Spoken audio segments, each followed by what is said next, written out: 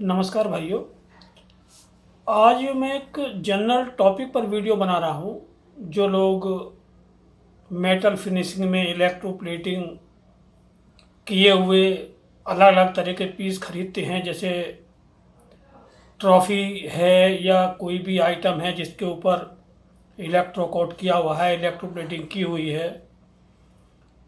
तो देखिए, आज की तारीख में ना चाइना के बहुत फिनिश्ड और अच्छे लुक वाले आइटम आ रहे हैं और बहुत सस्ते मिल जाते हैं।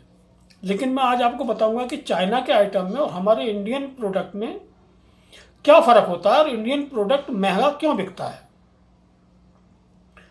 तो उसकी फिनिश जो होती है, उस फिनिश में क्या फ़र्क होता है, जो चाइना में फिनिश होती है उसमें और हमारे इंडिया में जो फिनिश होती है उसमें क्या क्या फ़र्क होता है।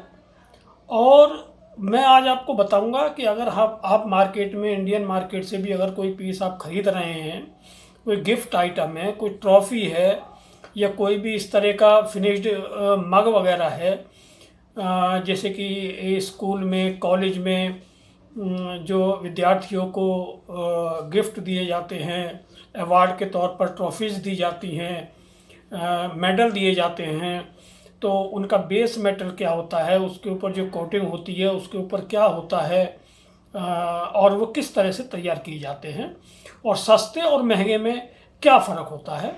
क्योंकि आज की तारीख में मार्केट में हर चीज़ में महंगाई है, तो आदमी सस्ता करके कोई भी प्रोडक्ट खरीद तो लेता है, बट बाद में पता लगता है कि देखिए कोई मेडल मिलता है या कोई ट्रॉफ़ी मिलती है, तो एक तरह से आदमी को ये कोशिश करना चाहिए कि अगर कोई मेडल या ट्रॉफ़ी मिली है तो कम से कम अपनी ज़िंदगी में, अपनी ज़िंदगी भर तो वो हमारे पास रहनी ही चाहिए।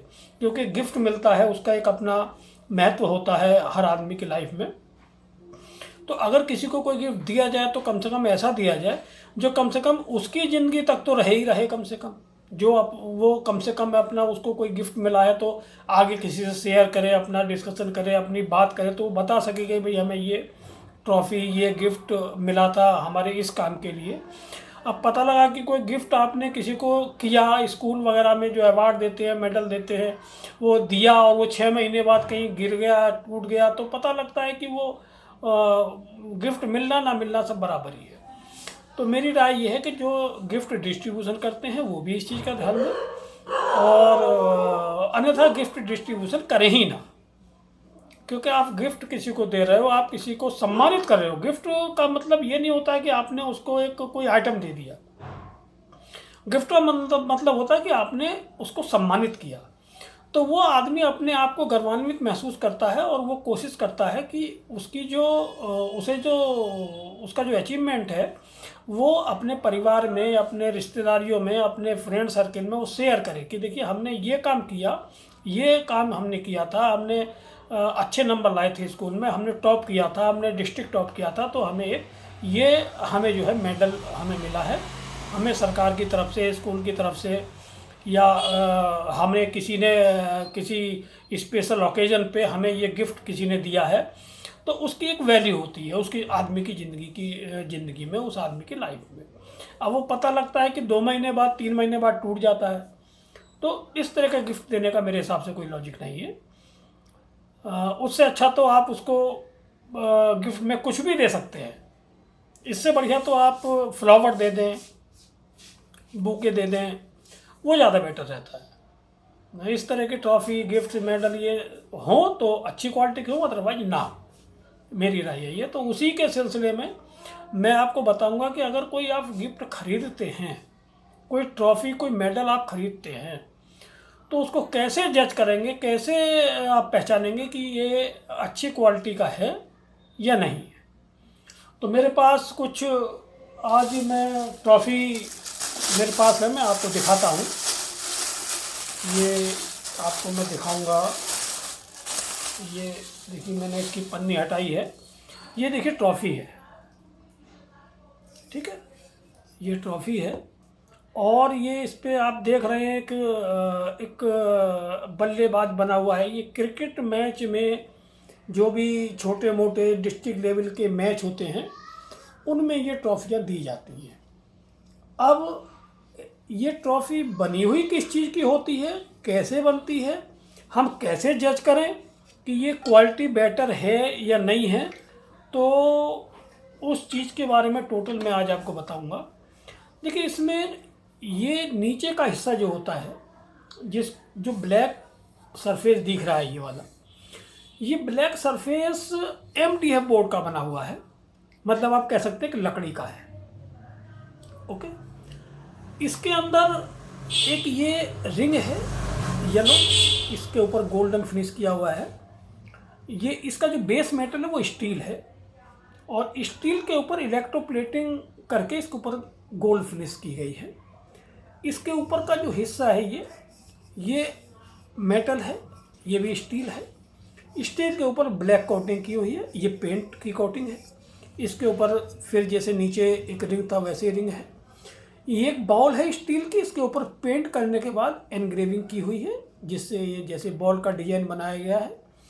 इसके बाद ये जो आप ब्लैक रिंग देख रहे हैं, जिसमें ये प्लेयर आपको दिखाई दे रहा है, तो ये जो है ये भी एल्युमिनियम मेटल होता है, एल्युमिनियम का बना हुआ है।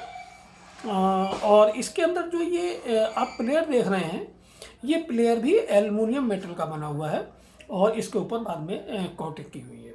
तो देखिए, ये टॉफ़ी कॉस्टली टॉफ़ी पड़ती है। अब इसमें क्या है कि अब इसको सस्ता करने का क्या होता है, आप चाइना की टॉफ़ी लीजिए, आपको ये ढलाई किया हुआ है, ये एक तरह से कास्टिंग करके एल्युमिनियम को बनाया गया है, डिजाइन दिया गया है। इसके बाद में इसके ऊपर पॉलिश की हुई है चमकाने के लिए, फिर इसमें निकल कोटिंग करते हैं, सिल्वर कोटिंग करते हैं, देन उसके बाद में हम ये कलर करवाते हैं, तो ये गोल्ड कलर आता है। और ये कलर बिल्कुल इतना मजबूत होता है, इसको नेल स्क्रैच से भी अगर आप रगड़ेंगे इस तरह से, या किसी भी इस तरह से इसको रगड़ने की कोशिश आप करेंगे, तो ये आपको नेल स्क्रैच से, इसमें नेल से स्क्रैच आएगा नहीं। आप पूरा जोर लगाकर इसमें नेल से स्क्रैच करें, इसमें स्क्रैच बिल्कुल नहीं आएगा। और ये एल्युमिनियम के ऊपर ये पाउडर कोटिंग है, इसमें तो स्क्रैच आने का मतलब ही नहीं, क्योंकि बहुत ज़्यादा हार्ड होता है ये। सेम ये है, इसमें भी स्क्रैच नहीं आएगा। स्टील की बॉल के ऊपर ये TPR कोटिंग होती है, ये कलर कोटिंग होती है। ये कोटिंग सेम है, एल्युमिनियम के ऊपर जो कोटिंग है वो वही इस रिंग के ऊपर कोटिंग है। ये स्टील का रिंग है, इसके ऊपर ये कोटिंग है, इसमें भी नेल स्क्रैच बिल्कुल नहीं आएगा। और ये जो ब्लैक कोटिंग है, ये स्टील के ऊपर ब्लैक कोटिंग पेंट है, पाउडर पेंट होता है वो किया हुआ है। ये इसके ऊपर भी सेम जैसे मैंने बताया, ऊपर प्लेयर जो एल्युमिनियम का प्लेयर है, इसके ऊपर जो कोटिंग है वही सेम इसके ऊपर कोटिंग है। ये कोटिंग कैसे की जाती है, जो तीनों इसमें गोल्ड कलर के दिखाई दे रहे हैं, मैं आपको एक प्रोसेस में बता देता हूँ। इसमें सबसे पहले इस पीस को मशीन से डिजाइन किया जाता है। डिजाइन करने के बाद स्टील का डिजाइन बन गया, ये रिंग बन गया।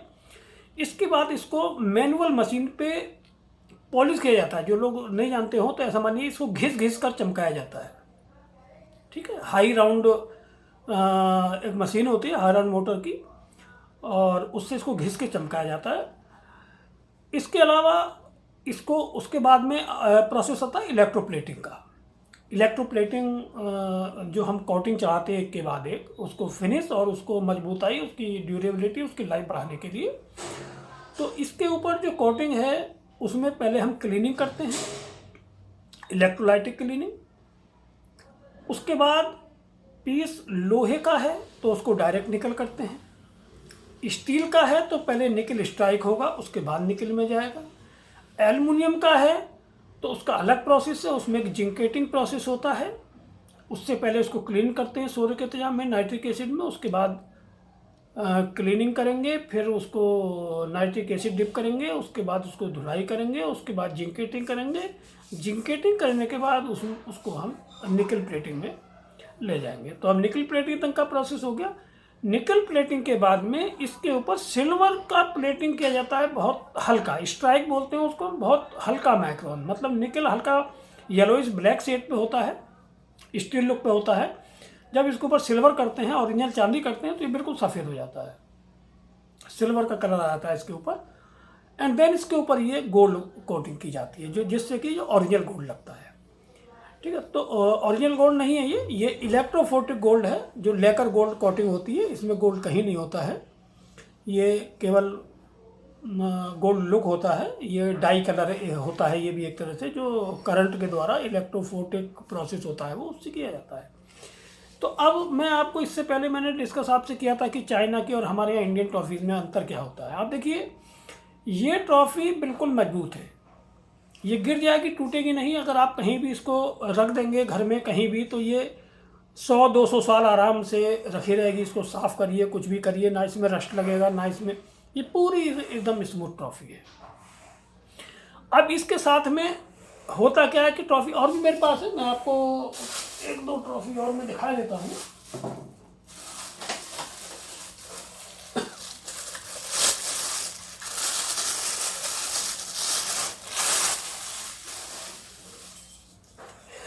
एक देखिए ये ट्रॉफ़ी है, ये वो जो थी वो प्लेयर्स वगैरह के लिए थी, लेकिन ये किसी भी ओकेजन में कहीं भी किसी को अगर गिफ्ट करना है, कोई भी अपना बैंकिंग है, कोई अपनी संस्था है, कोई ऑर्गेनाइजेशन है, वो अपने किसी एम्प्लॉय को कुछ भी अपना अवार्ड देना चाहता है अच्छे वर्क के लिए, तो वो इस तरह की ट्रॉफियाँ दे सकता है। ट्रॉफियों के डिज़ाइन और भी बहुत होते हैं, और अभी मैं वीडियो के बाद में अपना व्हाट्सएप नंबर दूंगा, तो उसमें आप कोई भी, अगर कोई आपके पास डिज़ाइन है या इसमें कुछ और कस्टमाइज आप कराना चाहते हैं, तो वो सब हमारे यहाँ हो जाता है, वो हम करवा सकते हैं। हालांकि हम फिनिश एक्सपर्ट हैं, लेकिन हमारा ये भी एक अलग से नया काम है कि हम इन ट्रॉफियों को बनवाकर, अच्छी क्वालिटी की ट्रॉफियाँ बनवाकर अपने कस्टमर्स को सप्लाई करते हैं। तो ये एक ट्रॉफ़ी है। तो इस तरह से सभी ये ट्रॉफियाँ हमारी मेटल की हैं। इसमें कहीं ब्रास होता है, कहीं स्टील होता है, कहीं एल्युमिनियम होता है, मतलब कि सारे मेटल हम उस तरह से लगाते हैं कि इसमें कहीं कोई रस्ट ना आए, कलर फीका ना पड़े, कलर जो है एजिंग के बाद डिस्ट्रॉय ना हो, हल्का ना हो, और गिरने के बाद ही जल्दी से टूटे ना। तो इस तरह की ट्रॉफियाँ होती हैं। तो इस तरह की ट्रॉफी अगर आप मार्केट में परचेज करेंगे तो आपको महंगी मिलेगी, और मेरी राय ये है कि आप अच्छी ट्रॉफ़ी परचेज करें मार्केट में। अब बात आती है चाइना की। चाइना की ट्रॉफ़ी प्लास्टिक की आती हैं, बहुत सी ट्रॉफ़ीज है।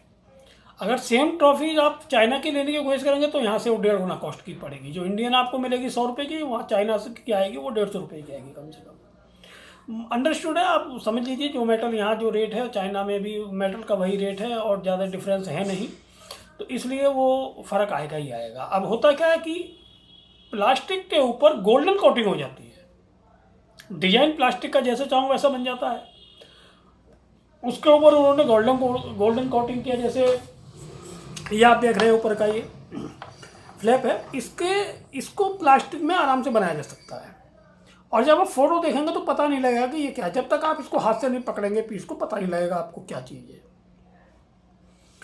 ठीक है, सेम चीज़ ये है, ये हर चीज़ प्लास्टिक की बन जाती है, हर चीज़ जो भी आप चाहें वो प्लास्टिक का बन जाएगा। इसमें एक मैं बताना भूल गया, इसमें साइड में ये एक स्पेस रहता है, इसमें आप जो भी कस्टमाइज अपना किसी को गिफ्ट कर रहे हैं, कोई संस्था अपना नाम वगैरह लिखवाना चाहती है, तो वो हम लिखवा कर देते हैं। ठीक है, तो इसमें मैंने फिनिश के बारे में भी समझाया, प्रोडक्ट के बारे में भी समझाया। तो इसके हमारे प्रोडक्ट के अपना नंबर होते हैं, जैसे ये 2299 प्रोडक्ट है, और ये 2 नंबर प्रोडक्ट है। ये एक ही प्रोडक्ट 3 स्टेज में आता है। ये 2 नंबर, एक इससे थोड़ा छोटा होगा और एक इससे थोड़ा बड़ा होगा, मतलब एक ही प्रोडक्ट के 3 सेम पीस होंगे, छोटे बड़े। तो वो नंबरों से आते हैं, 1 नंबर, 2 नंबर, 3 नंबर हम बनाते हैं।